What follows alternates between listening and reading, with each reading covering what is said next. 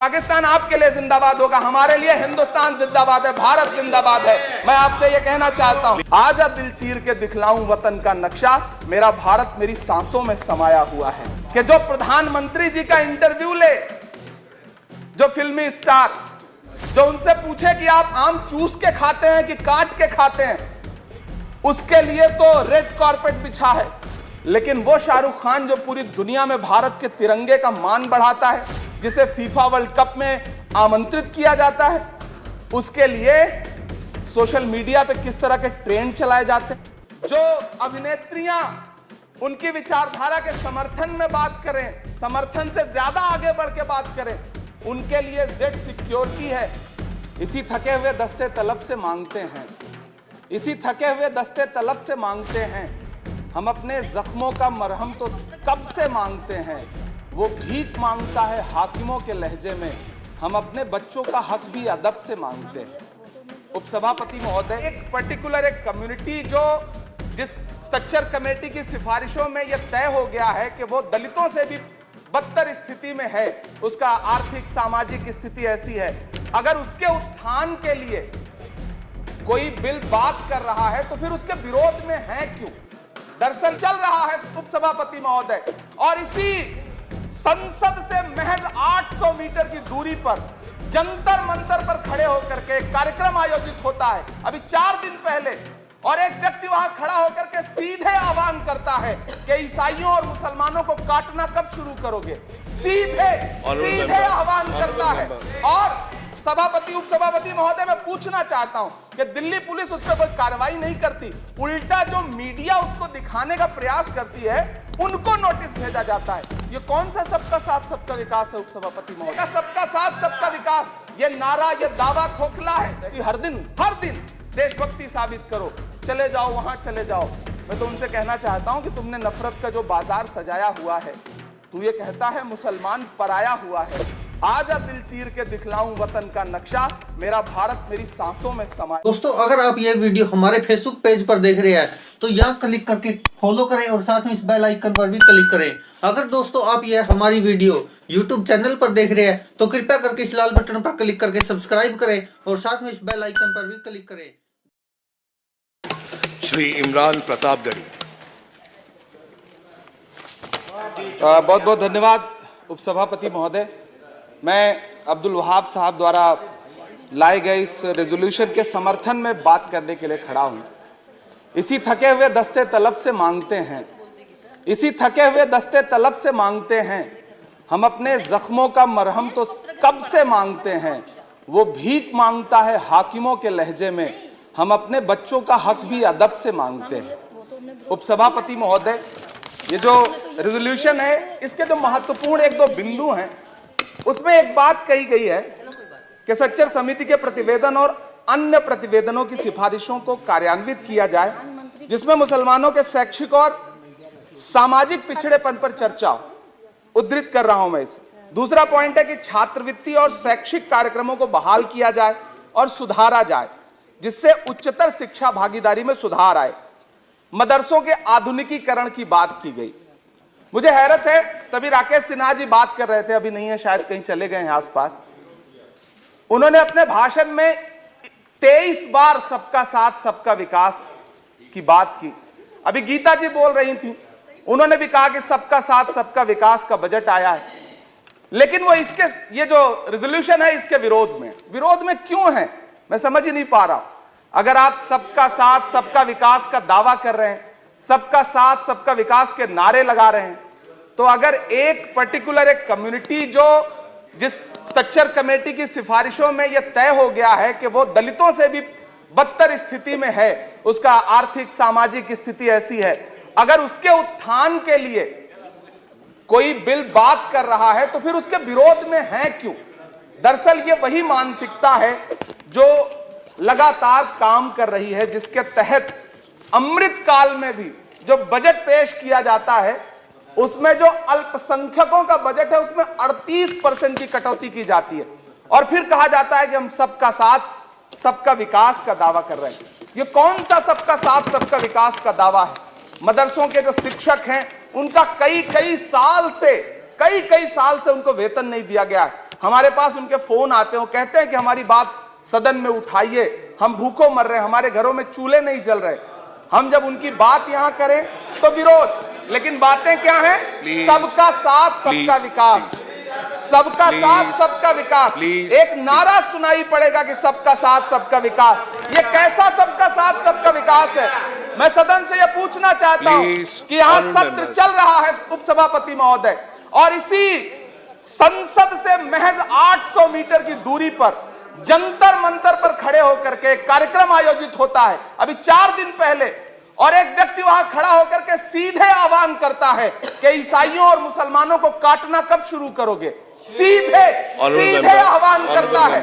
और सभापति उपसभापति महोदय, मैं पूछना चाहता हूं कि दिल्ली पुलिस उस पर कोई कार्रवाई नहीं करती, उल्टा जो मीडिया उसको दिखाने का प्रयास करती है उनको नोटिस भेजा जाता है। ये कौन सा सबका साथ सबका विकास है उपसभापति महोदय? ये हम बहुत गंभीर लोग यहां बैठे, मैं उच्च सदन में बैठा हूं, मैं यहां खड़ा होकर के कहना चाहता हूं, ये कौन सा सबका साथ सबका विकास है उपसभापति महोदय? इसी दिल्ली में एक सांसद पाए जाते हैं, सत्ताधारी पार्टी के सांसद हैं, वो अपने कार्यक्रमों में सार्वजनिक मंचों पे खड़े होकर कहते हैं कि मुसलमानों का आर्थिक बहिष्कार करो। आप कह रहे हैं सबका साथ सबका विकास। कैसे होगा सबका साथ सबका विकास जब सत्ताधारी पार्टी के सांसद आर्थिक बहिष्कार की अपील करेंगे और उनके खिलाफ एक मामला तक दर्ज नहीं होता? प्रधानमंत्री जी अपने भाषणों में सबका साथ सबका विकास की बात करते हैं, लेकिन अफसोस है कि जब राजनीतिक तौर पर विकास करने की बात आती है तो लोकसभा में एक भी टिकट ये सत्ताधारी दल किसी मुसलमान को नहीं देता, राज्यसभा में एक भी टिकट किसी मुसलमान को नहीं देता, विधानसभा में जो बड़े बड़े प्रदेश हैं उसमें एक भी टिकट मुसलमान को नहीं देता। और वो 3 जो नाम के लोग थे, मुख्तार अब्बास नकवी साहब, एमजे अकबर साहब, सैयद जफर इस्लाम, उनको भी किनारे लगा दिया जाता है। ये कौन सा सबका साथ सबका विकास है? काहे का सबका साथ सबका विकास? ये नारा, ये दावा खोखला है।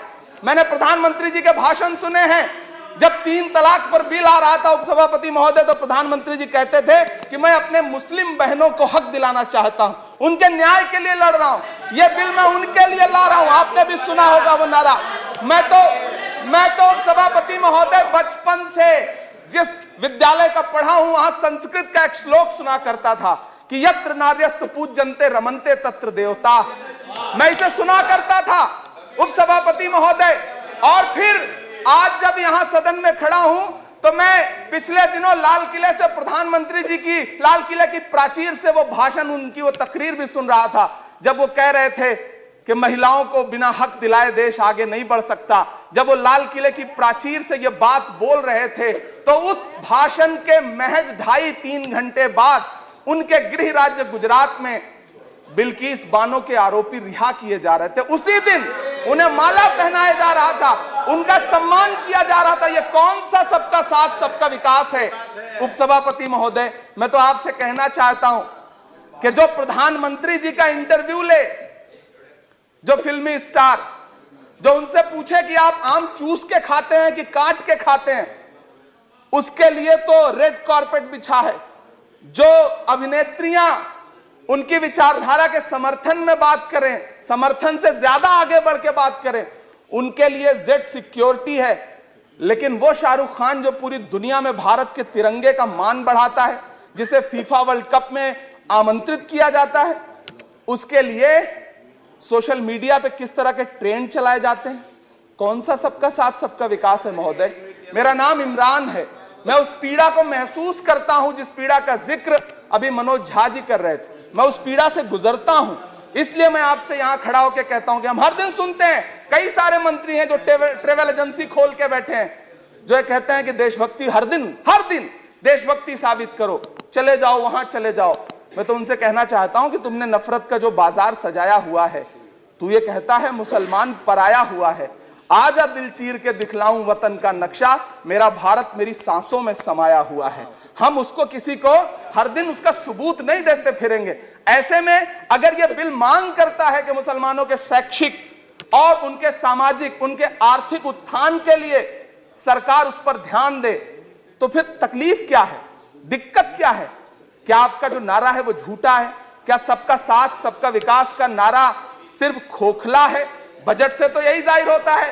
आप लगातार घटाते जा रहे हैं बजट, आप लगातार कटौती करते जा रहे हैं। पूरे देश में प्रधानमंत्री जी दावा करते थे सबका साथ सबका विकास के नारे के साथ कि 2022 में हर व्यक्ति के छत पर, घर पर, सर पर छत होगी। यह प्रधानमंत्री जी का उद्धृत किया गया बयान है। लेकिन मैं तो आपसे यह कहना चाहता हूं, आप असम उठा के देख लीजिए, आप मध्य प्रदेश उठा के देख लीजिए, आप उत्तर प्रदेश उठा के देख लीजिए, एक दैत्याकार बुलडोजर है जो चारों तरफ घूम रहा है और जिनके सरों पर छत है भी उन छतों को भी छीन लेना चाहता है। लेकिन क्या प्रधानमंत्री जी इसे देखते नहीं है? क्या भारतीय जनता पार्टी सरकार के जिम्मेदार नेता इसे देखते नहीं है कि वो बुलडोजर सिर्फ लोगों का घर नहीं कुचल रहा है, संविधान को कुचल रहा है, लोकतंत्र को कुचल रहा है। गुवाहाटी हाई कोर्ट की वो का स्टेटमेंट सुनिए आप, पटना के एक जज साहब का स्टेटमेंट सुनिए आप, फिर अदालतों का क्या काम रह जाता है? ऐसे में सबका साथ सबका विकास कैसे माना जाए? उपसभापति महोदय, मैं तो आपसे यह कहना चाहता हूं कि पूरी दुनिया में कहीं भी जब कोई अल्पसंख्यक सफल होता है, किसी उच्च पद पर पहुंचता है, तो हम सारे लोग, हमारे तमाम साथी खुश होते हैं। ऋषि सुनक जब प्रधानमंत्री बनते हैं तो भारत में जश्न मनाया जाता है, मुझे खुशी होती है। आप दुनिया के किसी दूसरे देश में अल्पसंख्यक अगर सफल होता है तो आप खुश होते हैं, मिठाइयां बांटते हैं। लेकिन अपने देश में अल्पसंख्यकों के खिलाफ किस किस तरह के नारे इसी दिल्ली और उसके इर्द गिर्द लगाए जाते हैं, क्या वो हम नहीं सुनते हैं? और अगर सुनते हैं, और अगर पाकिस्तान आपके लिए जिंदाबाद होगा, हमारे लिए हिंदुस्तान जिंदाबाद है, भारत जिंदाबाद है। मैं आपसे ये कहना चाहता हूं, आपसे ज्यादा देशभक्त हूं मैं भारत का इमरान हूं, मैं भारत का इमरान हूं। महोदय मुझे बोलने दें, बाहर भी नहीं बोलने देंगे, यहां भी नहीं बोलने देंगे, ये कौन सी प्रवृत्ति है? उपसभापति महोदय, मैं आपसे ये कहना चाहता हूं, ये जो साझी विरासत, अभी आदरणीय हमारे साथी राकेश सिन्हा जी बात कर रहे थे कि साझी विरासत अल्पसंख्यक बहुसंख्यक में बांटना नहीं है। मैं उनसे कहना चाहता हूं कि आदरणीय जरा सोशल मीडिया पे तो बहुत एक्टिव रहते हैं, रोज चैनलों पर भी बैठते हैं, चैनलों पे होने वाली डिबेट का स्तर देखिए। उसको रोकने के लिए हमारी सरकार रत्ती भर भी कोई कदम उठाना चाहती है? नहीं उठाना चाहती, बढ़ावा देती है। ये जो जहरीली बातें करने वाले चैनल हैं, उनके जो प्रमुख एंकर हैं, उनको सुरक्षाएं दी जाती हैं, उनको रोका नहीं जाता। कौन सा सबका साथ सबका विकास है? ये बिल जिस चीज की बात कर रहा है, अभी राकेश सिन्हा जी कह रहे थे कि प्रधानमंत्री जी ने कहा तिरंगा यात्रा निकालिए। मुझे पूरा विश्वास है कि प्रधानमंत्री जी ने कठुआ के बलात्कारी के समर्थन में तिरंगा यात्रा निकालने के लिए कभी नहीं कहा होगा, लेकिन फिर भी निकली, लेकिन किसी ने रोका नहीं, किसी ने कोई आवाज नहीं उठाई। उपसभापति महोदय, दर्द बहुत सारे हैं, लेकिन ये जो रेजोल्यूशन लेकर के आए हैं उसमें जो शैक्षिक और आर्थिक बातों को उद्धृत किया गया है, मैं आपसे अनुरोध करूंगा कि इसे देखा जाए, इसे जांचा जाए।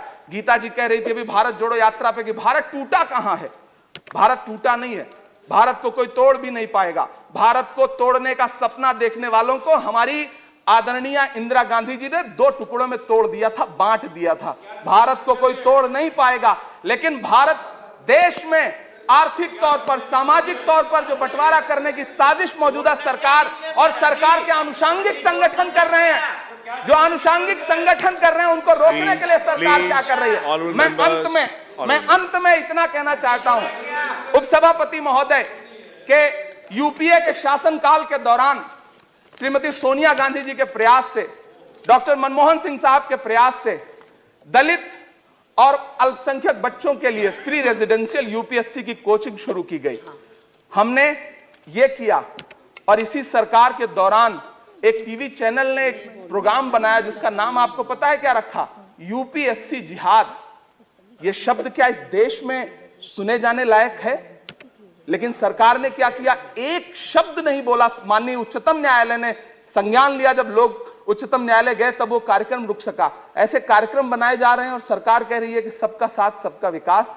उपसभापति महोदय, मैं अंत में आपसे इतना कहना चाहता हूं कि ये जो आर्थिक और सामाजिक आधार पर जो बहुत बड़ी खाई है, उसको पाटने के लिए ये जो रेजोल्यूशन लाया गया है, मैं इसका समर्थन करता हूं। तमाम वो शहर जहां अपना छोटा छोटा रोजगार है, जिनका जैसे मुरादाबाद का पीतल उद्योग, अलीगढ़ का ताला उद्योग, या देश में जो तमाम शहरों में बुनकर उद्योग है, इस सब की बढ़ोतरी के लिए, इनको आगे बढ़ाने के लिए, इन्हें संजोने के लिए ये बिल बहुत कारगर रहेगा, शैक्षिक तौर पे लोगों को आगे लाने के लिए बहुत कारगर रहेगा। तो मैं रेजोल्यूशन बहुत कारगर रहेगा। और मैं अपने सत्ता पक्ष के साथियों से कहना चाहता हूं कि रिश्तों की ये नाजुक डोरें तोड़ी थोड़ी जाती हैं, अपनी आंखें दुखती हों तो फोड़ी थोड़ी जाती हैं। हम भी इसी देश का हिस्सा हैं। हम आपसे अनुरोध करते हैं कि इस रेजोल्यूशन को संजीदगी से लिया जाए। मैं इसके समर्थन में अपनी बात रख रहा हूं। धन्यवाद। दोस्तों, अगर आप ये वीडियो हमारे फेसबुक पेज पर देख रहे हैं तो यहाँ क्लिक करके फॉलो करें और साथ में इस बेल आइकन पर भी क्लिक करें। अगर दोस्तों आप ये हमारी वीडियो यूट्यूब चैनल पर देख रहे हैं तो कृपया करके इस लाल बटन पर क्लिक करके सब्सक्राइब करें और साथ में इस बेल आइकन पर भी क्लिक करें।